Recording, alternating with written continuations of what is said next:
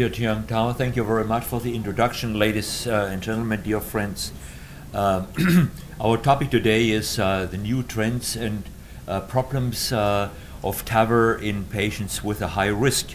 And our particular emphasis in this respect is the incidence of cerebral embolism and complications arising from this complication.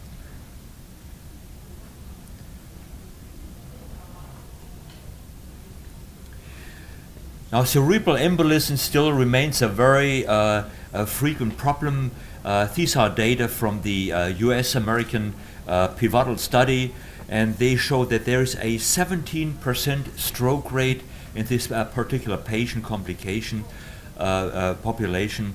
And this 17% stroke rate leads to a mortality which is 2 to 3 times above the average mortality for TAVR. These data are showing a meta-analysis. More than 10,000 patients have been combined and collected for this study, and you can see the results with regard to mortality. The green column, these are patients without a stroke. The blue column, these are the all patients taken together. In the red column, these are patients who suffered a silent or a clinically apparent stroke during the TAVR treatment. This is the 30-day mortality on the ordinate, and you can see that the mortality in patients having suffered a stroke is more than 3 to 4 times as high as in patients who do not have a stroke. Now, where does this stroke come from? Where does it arise? There are several possibilities where the emboli can arise from. The most frequent place, of course, is the calcified aortic valve, shown here in this frame, and you can see there is sufficient calcium around and on the leaflets, which may be mobilized by implanting the percutaneous device. Also, emboli arising in the aortic arch are quite frequent, but there are more places. For instance, foreign material can be introduced by the percutaneous device, and there are even sometimes emboli arising from the myocardium after it has been injured by the percutaneous device. So there are quite a few options where the emboli may come from. Patients with a clinically apparent stroke, they are actually not so frequent. Yeah? This is like the iceberg, where only about 20% are above the average at the surface, and 80% of the iceberg are down below the surface of the sea. So only 20% of these patients show clinically apparent signs, whereas the majority of patients, they have clinically inapparent strokes. Now, this is not a harmless problem, you know. Even patients who have an clinically inapparent stroke, they have a 2 to 4-fold risk of future stroke. They have a 3-fold risk of mortality and a 2-fold risk of dementia. On the right side, you see all the studies which have been performed to look at the frequency of cerebral emboli, and you can see there is at minimum of 60% of all patients have suffered a clinically apparent or clinically inapparent stroke during this procedure. In this slide, in this frame, we have superimposed 100 frames of patients, MRI frames, which have been collected on patients undergoing percutaneous valve replacement. On the left side, you see the control group. These are patients who have been treated without a filter, and you can see that there are many red dots throughout the brain. These red dots, they stand for a clinically inapparent stroke. On the right side, you see the patient population with a fully protected areas and patients where the filter has been used. And you can see there are still many red dots and many yellow dots, you know, standing for clinically inapparent or apparent strokes, but they are significantly less than on the left side where no filter has been used. Now, what sort of material are we dealing with? These are the various materials which have been collected during the clean TAVR study, which has been conducted in Leipzig. And you can see that there is calcium, there are pieces of the arterial wall, there is acute thrombus, organized thrombus, valve tissue which has been ripped off from the native valve, and polarized foreign material. So we're dealing with many different forms of foreign material which has to be taken into account when we're trying to protect the patients from this complication.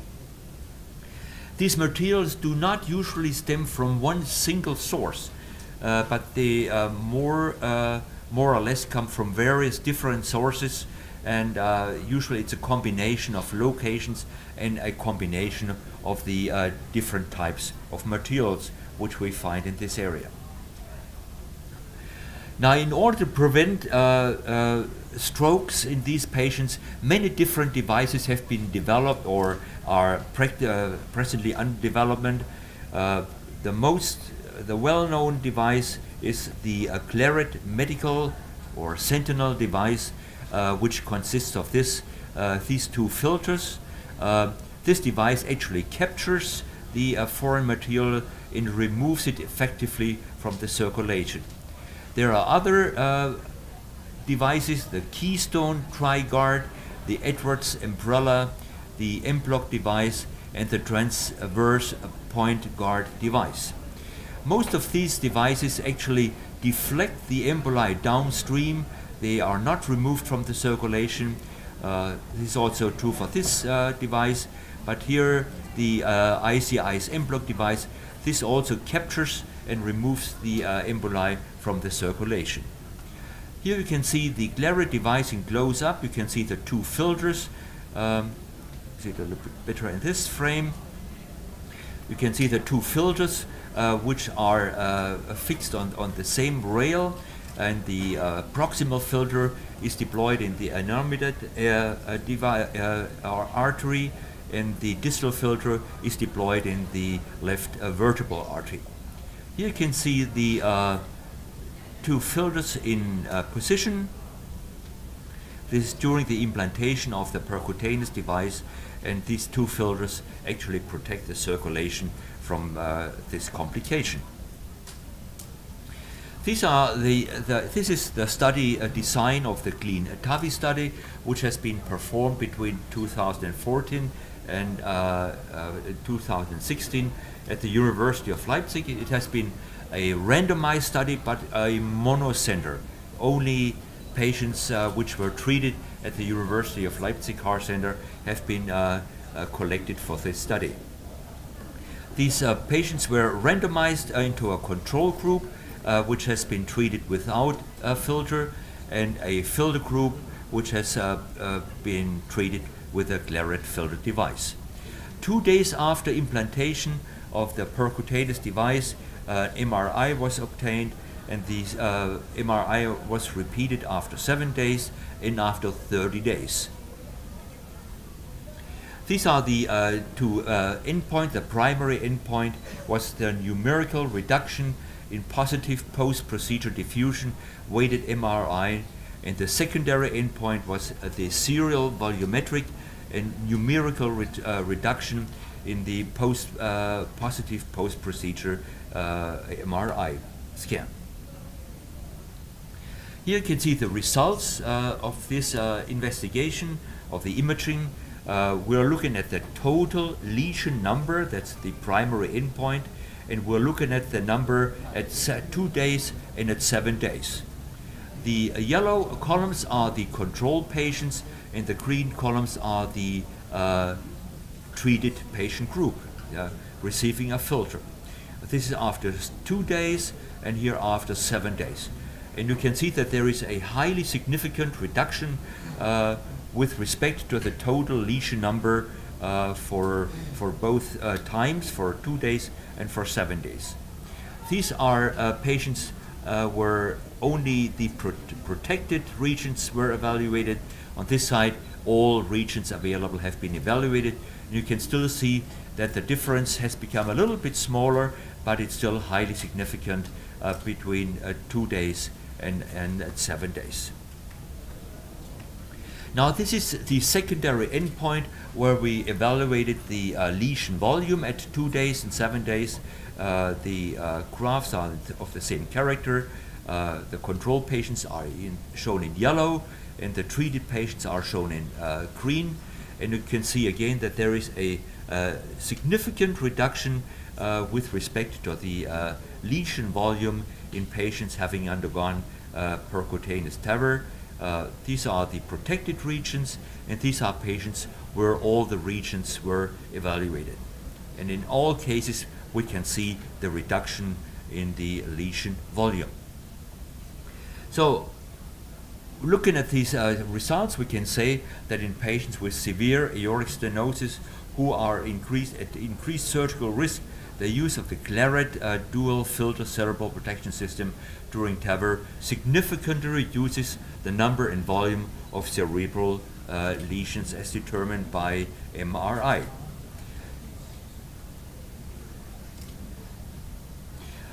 But as this was only a monocenter study, only conducted at the Leipzig Heart Center, of course we were looking for a more comprehensive study which has been conducted in the United States and in Germany. And this is the Sentinel study design.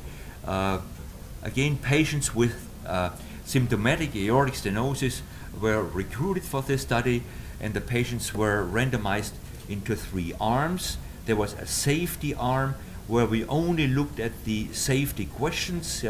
We did not do any imaging studies in these patients.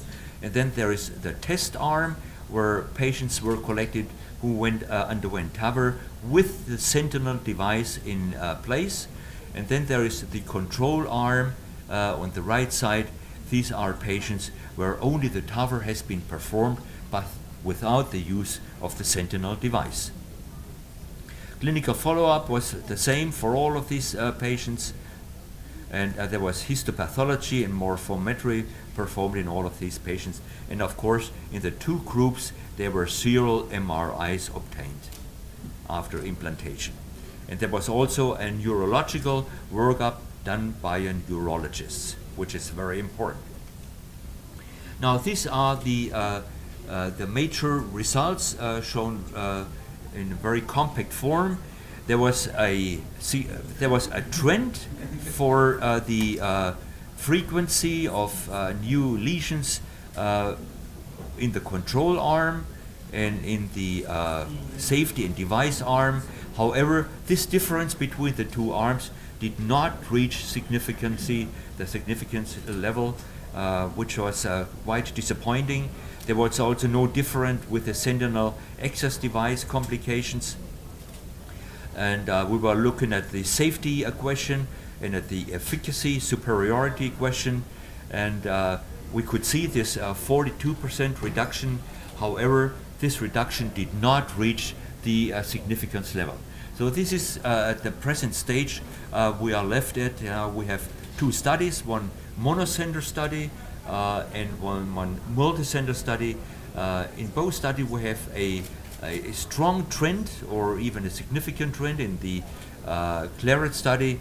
However, in the multicenter randomized study, the level of significance was not reached, and therefore we have to look for new studies and see if we can make any improvements on this.